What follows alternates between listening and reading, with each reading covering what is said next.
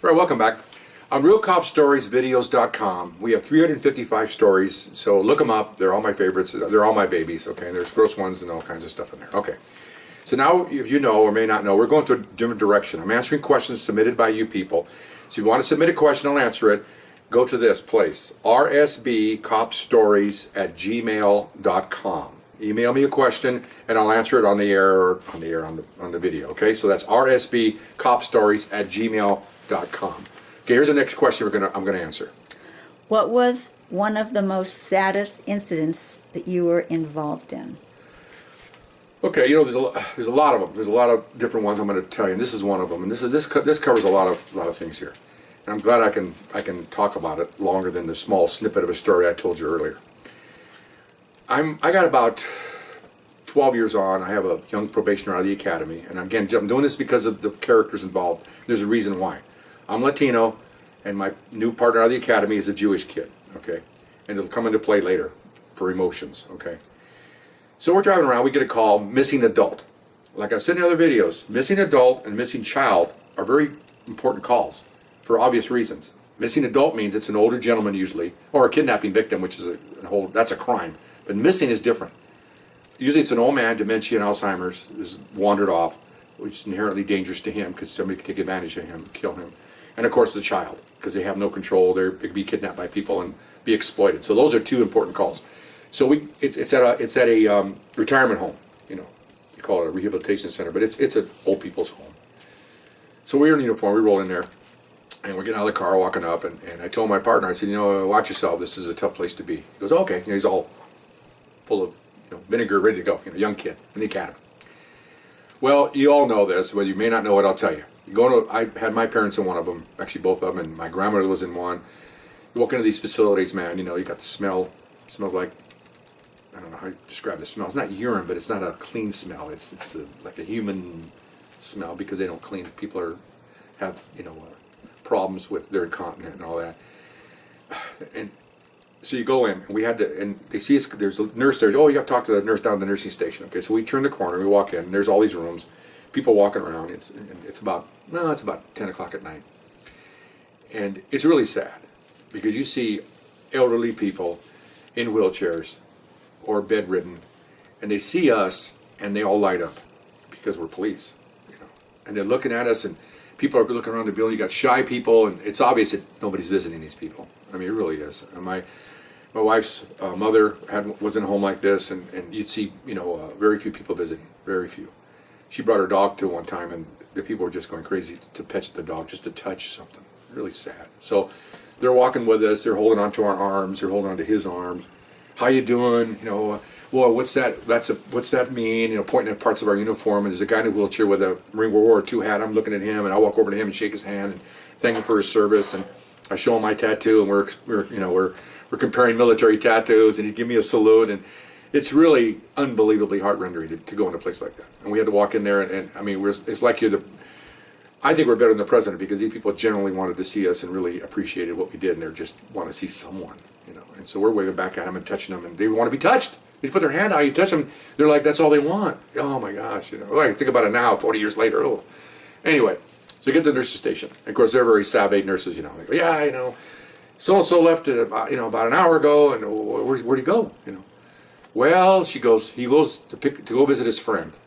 His friend, yeah, he lives up there, and 7 miles away up there, up Alvarado, and well, this home is just like, these homes are built the cheapest land they can get, and it's usually in a crime area. They lock the door down, and they're not in Beverly Hills, West Los Angeles. This is and where he was going to was the even worse part of town. Okay, gangs and shootings and everything else. So I go, okay, so give me a description. What's his name? Okay, fine. Does he do this often? Oh, once a week, every other week he does this. He just wanders off.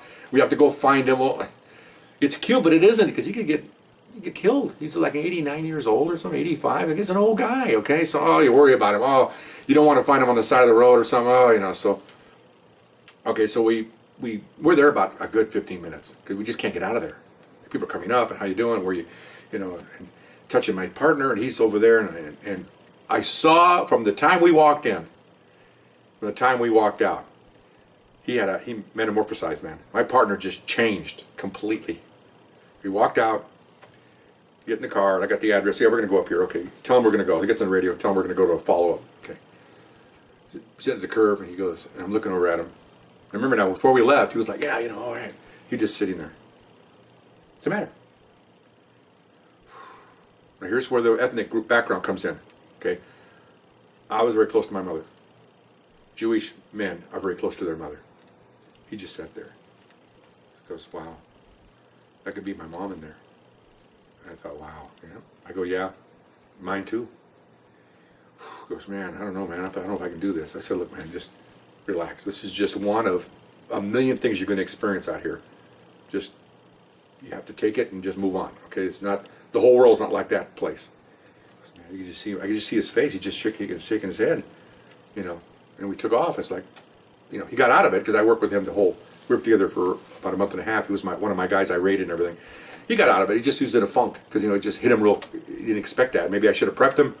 You can't prep everybody in this line of work. It just comes at you. It's the way it is.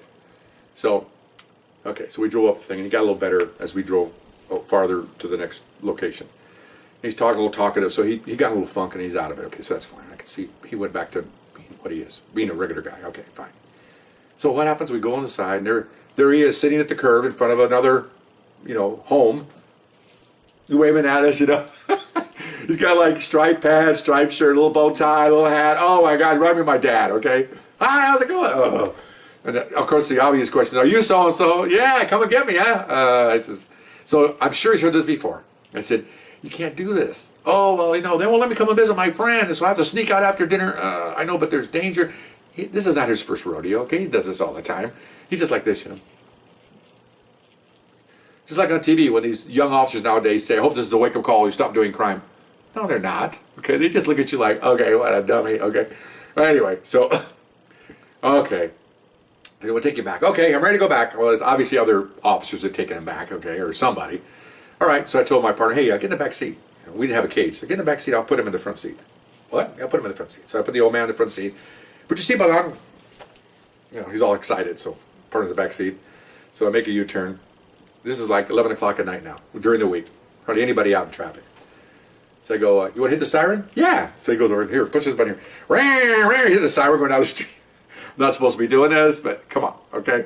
So he does that. That was cool. Okay, fine. He says, you want to talk on the PA system? Yeah. So I take the microphone out and I hit a button. Here you go.